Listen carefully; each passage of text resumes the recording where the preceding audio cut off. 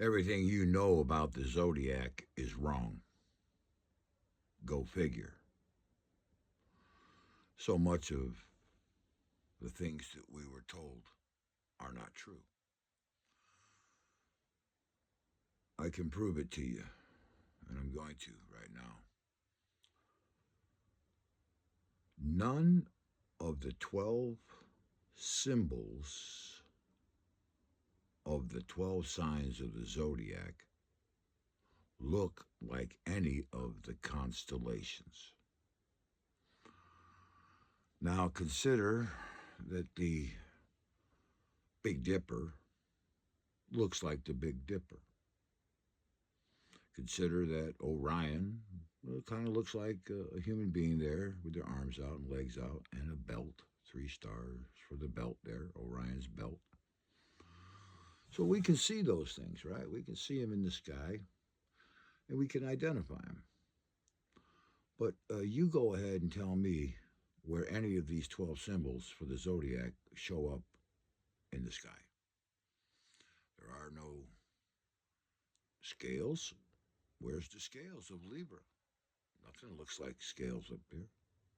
Where's the twins of Gemini? Where's the water bearer of Aquarius? Where's the archer, the crab? Um, the bull. Where is the lion of Leo? Now, use your common sense. If none of these symbols are in the sky anywhere, then why do we have these 12 symbols? You would think that they would sort of be like the Big Dipper and Orion. They would look like what they're supposed to look like, but they don't. The fact of the matter is, the stars and the zodiac and all that stuff up there have an influence on us, but not like they say. Can you imagine all the years that the astrologists have been predicting and calculating and uh, prophesying or forecasting horoscopes and all of this influence upon a person? I'm a Pisces, I'm a Virgo, I'm a Cancer, so I have all these qualities. That is wrong. The way it went is the 12 symbols that are used to make up the zodiac have nothing to do with the sky. They only have everything and anything to do with the mental alchemy in the mind of a human being, whereby we manifest our outer reality. There's 4 suits in a deck of tarot cards. There's 4 elements associated with this zodiac, fire, water, air, earth. So there's 4 elements associated to the zodiac, but there's 12 signs of the zodiac. So how do we get 12 if there's only 4 elements? Well, each one of the elements has 3 modes: cardinal, fixed, and mutable. So if you are a mutable water sign, that's Pisces. If you're a fixed water sign, that's Scorpio. And if you're a cardinal water sign, that would be Cancer, right? Well, these things don't appear in the sky. The stuff in the sky, the stars in the sky, have nothing to do with you in a sense, or at least in this reference. But these principles, these symbols, are relative to processes of mental alchemy that bring about outer reality. And there's 4 phases. The 4 elements: fire, water, air, earth, wands, cups, swords, and pentacles in the tarot deck. We can understand those, but they are an outer element. Really, they are pinned underpinned by a mental element. That's why the word mental is in the word elemental. So these principles of the zodiac are not outside of you, they're inside of you. That's how man discovered this system, this 12 system of 12, because it was internal. Through man's own intuitive observational skills, man realized that there was 4 phases and 3 modes to every outcome that came into reality from their processes, their mental processes.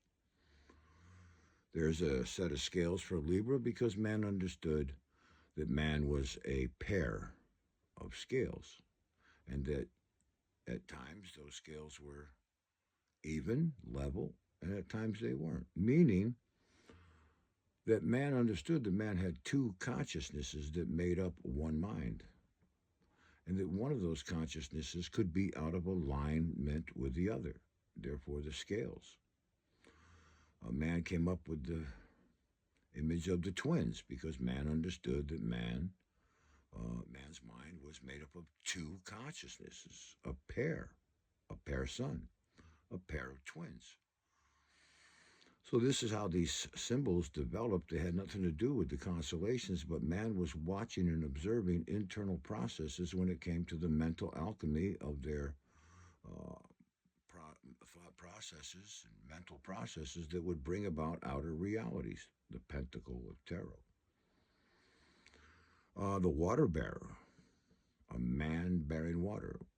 Why such a symbol? We don't see it in the sky. Man developed that symbol because man understood that some of man's thoughts could bear water and some didn't.